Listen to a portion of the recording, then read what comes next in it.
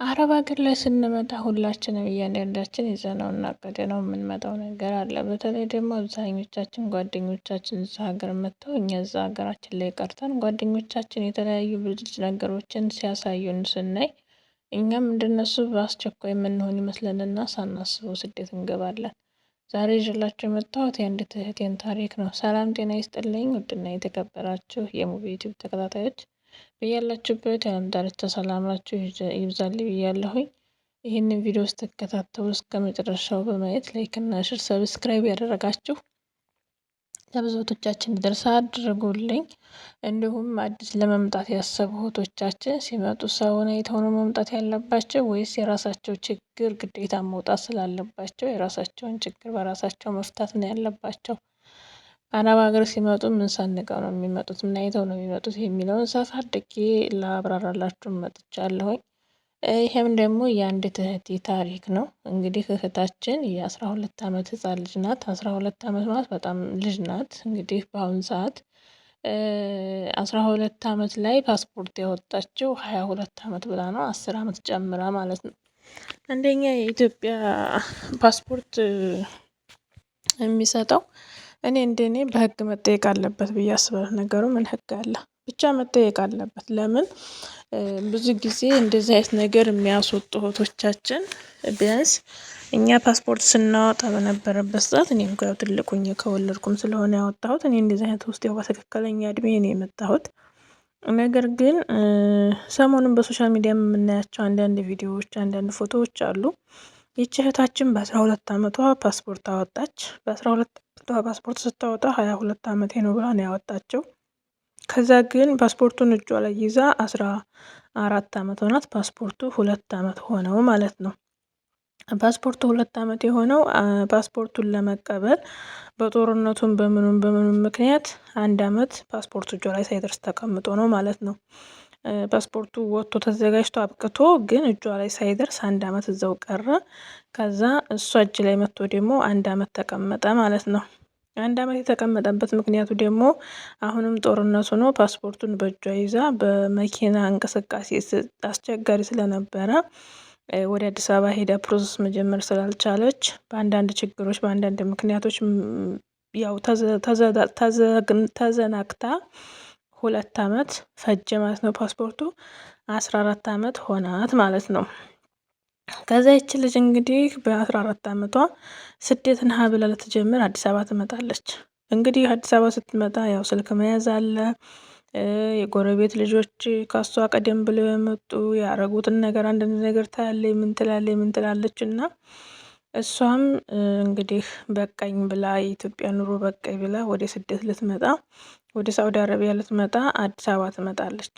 አዲስ አበባ መጣ ያው እንግዲህ የራሱን ሆድ ብቻ የሚያየው ደላላ አይዞሽ አብሽሪ ትገቢያለሽ ትሄጃለሽ ምናምን ይልና በስነ ስርዓት ሲወሲም ሳትሰለጥን እንግዲህ ሲወሲ ማለት ይሄ 2 ወር ምናምን የሚሰለጥኑት ስልጠና አለ ይመስለኛል። እሱንም ሳትሰለጥን ምንም ሳትል ዝም ብሎ በደላላ ሆይ ሆይ ይልና አምጥቶ ቢሮ ሊያስቀምጣት ይልካታል ማለት ነው። ስትመጣ ምን አድርጋ ነው የመጣው ካላችሁ ከጦርነት የተረፉ በሮቿን የአባቶቿን በሮች ሽጣ ነው የመጣችው። እንግዲህ ከጦርነት የተረፉ በሮችን ሽጦ መምጣት ማለት ከባድ ነው። የአባቷን በሬ ሽጣ አልበቃ ያለውን ተበድሮ ተጨምሮ ነው እንግዲህ እዚህ ሀገር የመጣችው። እዚህ ሀገር ከመጣች በኋላ ግን ቢሮ ላይ ምን ያህል ብትቀመጥ ጥሩ ነው? 8 ወር ትቀመጣለች ቢሮ ላይ ማለት ነው። ለምንድነው 8 ወር የተቀመጠችው ካላችሁ አንደኛ ሰውነቷ በጣም የደቀቀ ነው። ሁለተኛ በጣም ልጅ ናት። ሶስተኛ ቋንቋ አትችልም። አረቦቹ እየሄዱ ሲመርጡ እሷን አይመርጧትም። ምክንያቱም ሀዳ ነፍስ ቤቢ ነው የሚሉት ማለት ነው። ይቺ እንደ ልጆቻችን እናት ህፃን ናት፣ ይችን አናሰራማ ንግደር እንዲሁም ደግሞ ይቺ መስራት አትችልም ነው የሚሉት እና ልጅቷ በጥቅሉ እዚህ ሳውዲ አረቢያ 8 ወር ቢሮ ተቀመጠች ማለት ነው። ቢሮ በተቀመጠች ቁጥር ምንድነው እያጋጠማት ያለው? ምግብ ስለሌለ ረሃብ አለ፣ ውሃ ጥም አለ፣ ብዙ ጭንቀት አለ። እዛ ቤተሰብ ጋር ተበድራ የመጣችው ገንዘብ አለ። እሷ የመጣችው ጓደኞቿ ቤት ሲሰሩ አይታ፣ ጓደኞቿ ብዙ ነገር ሲለወጡ አይታ፣ ጓደኞቿ በልብስ ሲቀየሩ አይታ፣ በቲክቶክ በተለያዩ ነገሮች ላይ ስታያቸው ያንን ነገር አይታ ነው የመጣችው። እዚህ ከመጣች በኋላ ግን እሷ የመጣችበትና ጓደኞቿ የመጡበት መንገድ የተለያየ ነገር ሆኖ እሷ ቢሮ ላይ ተቀምጣ 8 ወር ተቀመጠች ማለት ነው። 8 ወር ስትቀመጥ እንግዲህ አስቡት፣ እንዳልኳችሁ ብዙ ነገር ችግር ስለሆነ ቢሮ ላይ እንቅልፍ እንደልባችሁ አተኙ። በጣም ከባድ ስለሆነ ሰውነቷ እየጨመረ ሳይሆን ሰውነቷ የባስ እየቀነሰ እየደቀቀች ሄደች ማለት ነው ልጅቷ። አረቦቹ በሄዱ ቁጥር ማንም መርጦ አያስገባትም። እንግዲህ መቼም በድላ ላይ የመጣችሁ ወይም በቢሮ የመጣችሁ እህቶች ታውቁታላችሁ።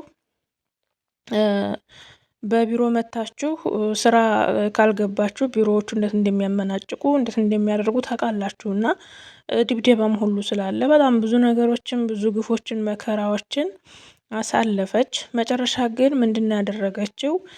እንደ አጋጣሚ ስልክ ይዛ ስለነበር የመጣችው በዛ ስልክ ኢንተርኔት ስለሌላት እዚህ እረፍት ቤት ላይ ይሄ ቢሮ ላይ እንትኑ እዛው መካዘኑ ውስጥ እዛው መጠራቀሚያቸው ውስጥ እንደ አጋጣሚ የሆነች ቋንቋ የምትችል ልጅ አረበኛ ቋንቋ የምትችልና አማርኛ ቋንቋ የምትችል ልጅ ያኔ ሁለቱን ቋንቋ የምትችል ልጅ ትመጣለች። ያቺ ልጅ ደግሞ ምንድነው የነበራት አማራጭ መታ በኮንትራት መስራት አልነበረም፣ መውጣት ነበር የምትፈልገው። እና ልጅቷ ቋንቋ ስለምትችል በእድሜም ትልቅ ስለሆነች ልጅቷ ምን አደረገቻት? ስታሳዝናት በቃ እኔ የገባሁበት ጫካ ትገቢያለሽ አብረሽ ትሄጃለሽ ስትላት ልጅቷ ስለጨነቃት አዎ እሄዳለሁኝ፣ አንቺ የገባሽበት እገባለሁኝ ግን እንዳትተይኝ ትላትና ልጅቷ ጋር ትያያዝና ያላትን ስልኳን በእጇ እንድትይዝ ታረጋታለች። ከዛችኛቱ ልጅ ኩንትንን ስለምታውቂው ቋንቋም ስለምትችል ምንም ስለምትችል ከዚህ በፊት እንደዚሁ ዱባይ ሄዳ ከዱባይ እንደዚሁ በኮንትራት መታ ወጥታ እየሰራች ባለችበት ሰዓት ተይዛ ሀገር ገብታ ነው መልሳ ሳውዲ በኮንትራት የመጣችው ማለት ነው፣ በዲላ ላይ የመጣችው። ስለዚህ ልጅቷ ይሄ እንደዚህ አይነቱን ነገር ይሄ መውጣቱን ምኑ ስለምታውቅ ቋንቋውንም ስለምታውቅ ይሄ አረብ ሀገሩን በደንብ ስለምትለው ብዙም ስላልጨነቃት ልክ መታ 1 ወር ነው 2 ወር እንደሰራች ልጅቷ ከስራ ትመለስና እዛው ቢሮ ትሄዳለች። እቺ ቋንቋ የምትችለዋ ልጅ ማለት ነው። ትልቅ ናት፣ በእድሜዋም ትልቅ ናት፣ በሁሉ ነገሯ ከዚችኛት የተሻለች ናት። እዛ አሁንም ያንን 2 ወር ሰርታ ስትመለስ ያቺ ልጅ አሁንም እዛው ቤት ነው ያለችው። ከዛ በቃ ይችን ልጅ ጥዬ ብሄድ የለብኝም ትልና ልጅቷ ይዛት ትወጣለች ማለት ነው። ይዛት ትወጣና ምንድን ያደረገችው?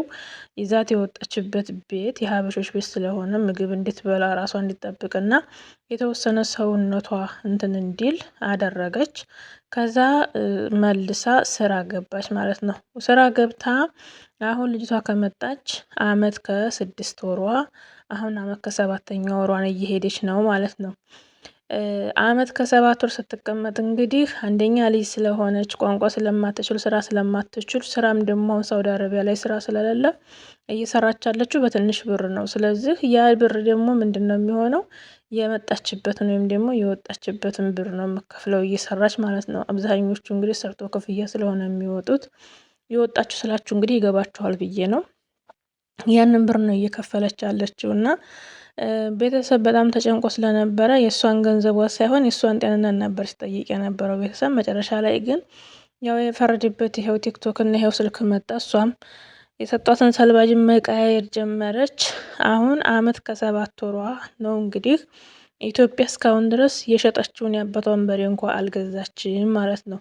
ይሄንን ይዤላችሁ የመጣሁት እንግዲህ ለምንድን መሰላችሁ? እኔ የሆነች ቲክቶክ ላይ የሆነች እህታችን ላይ ኮሜንት ላይ ጽፋ አይቻት ነው እና ኮሜንት ላይ ጽፋ አይቻት ነው እና በጣም ረጅም ነው ኮሜንቱ፣ በሁለት አርጋ ነው የጻፈችው ኮሜንቱን እና በጣም ገርሞኝ ነው። እና እንግዲህ ልጅቷ አስቡ አመት ከ7 ወር እዚህ ሀገር መታ ተቀምጣለች። የሸጠችውን የአባቷን በሬ እንኳ አልገዛችም ማለት ነው። ስለዚህ እህቶች ከኢትዮጵያ እድሜያችሁን ጨምራችሁ ያለ እድሜያችሁ እዚህ ሀገር ስትመጡ እዚህ ሀገር መታችሁ ደግሞ እናንተ በፈለጋችሁት እና እናንተ ባሰባችሁት ነገር ላይ ገጥማችሁ ስለሚችል እዚህ ሀገር ስትመጡ የመጀመሪያ ማወቅ ያለባችሁ ነገር ቢያንስ በእድሜያችሁ በሰል ያላችሁ መሆን አለባችሁ። በሰውነታችሁ ትንሽ ገዘፍ ያላችሁ መሆን አለባችሁ። ለምን አሁን እዚህ ሀገር ላይ የህፃን ልጅ ከሆነ በቃ መጫወቻ ነው የሚያደርጉት። እና ይችኛይቱ ልጅ እንግዲህ ፈጣሪ ይስጣት፣ ያው እሷ ይዛት ባትወጣ ኑሮ ይች ልጅ መጨረሻዋ ምን ነበር የሚሆነው? ወይ አእምሮዋን ትስታለች ወይም ደግሞ ያው በሽተኛ ትሆንና አውጥተው ይጥሏታል፣ ወይ ደግሞ እጅና እግሯን አስረው ሀገር ያሳፍሯታል። እንግዲህ ቤተሰብ ምናልባት እምቢ ብላ የሚሆን መጣችሁ። ከዛ እንግዲህ ህፃንሽ ብትባልም ጓደኞቼ ለብሰው ጓደኞቼ ቦታ ገዝተው ቤት ሰርተው ምናምን የፈረደበት ቆርቆሮ እየመጣ ይገትራል። ያንን አይታ ነው እንግዲህ የመጣችውና እንግዲህ ቤተሰብም ልጃችን በሰርታ ተለውጣ ትመጣለች ሲሉ እንግዲህ እብድ ልጅ ስትሄድላቸው ምን እንደሚሰማቸው አስቡ። ልጃቸውን አጥተው በሬያቸውን አጥተው ብዙ ነገር አጥተው መቀመጥ ለወላጅ ከባድ ነው። ስለዚህ እህቶቼ ከኢትዮጵያ የሚመጡ እህቶች ካሏችሁ እንዲሁም ደግሞ ከኢትዮጵያ ሁናችሁ የምትሰሙኝ ካላችሁ እዚህ ሀገር ስትመጡ በመጀመሪያ እድሜያችሁ እንኳ ትንሽ እስከ 15 እስከ 16 እስከ 17 ሄድ ይበሉ። እንደገና እዚህ ሀገር መታችሁ ደግሞ የሚደርስባችሁን ነገር በፍርሃት ሳይሆን በጉልበት ለመወጣት በተለይ ይሄ ኢጃዛ ቤት ይሄ መክተብ ውስጥ ያለው ቢሮ ውስጥ ያለውን ነገር አንገት ደፍቶ በማልቀስና ይሄ የቤት ልጅ በመሆን የሚታለፍ ነገር ስላልሆነ እንደምሰማው እንደማየው ከሆነ እጅግ በጣም ከባድ ስለሆነ ያለው ሁኔታ ራሳችሁን ለማዳን ቢያንስ ራሳችሁን መቻል አለባችሁ። ይች ልጅ እንግዲህ ይችኛቱን ቋንቋ የምችለው ልጅ ባይጥልላት እሷ የዋህ ባትሆን ኑሮ ይች ቋንቋ የምችለው ልጅ የዋህ ባትሆን ኑሮ አታወጣትም። እዛው እንግዲህ መጨረሻው ምን እንደሚሆን ይታይ ነበረ። ዙሮ ልጅቷ እንግዲህ ጓደኞቿ መታ በአመታቸው ቤት ሰሩ፣ በአመታቸው ቦታ ገዙ ያለቻቸው ልጆች እሷ መታየው 2 አመት ሊሆናት ትንሽ ነው የቀራት። ምንም ነገር አላደረገችም እስካሁን ድረስ አይምሯ ትክክል አይደለም አሉ።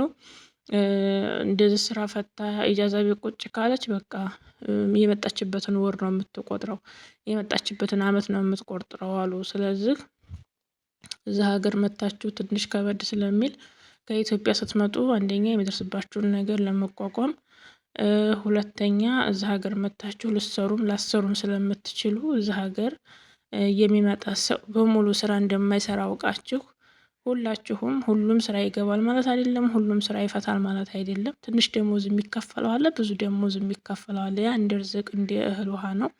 ስለዚህ እህቶች እዛ ሀገር ስትመጡ ባካችሁን ብዙ ነገር አስባችሁ አትምጡ። በጣም ብዙ ነገር አስባችሁ ከኢትዮጵያ ብዙ ነገር አጥፍታችሁ ነው የምትመጡት። ለምሳሌ የቤተሰብ በሬ መሸጥ፣ የቤተሰብ እርሻ መሸጥ፣ የቤተሰብ ቤት መሸጥ።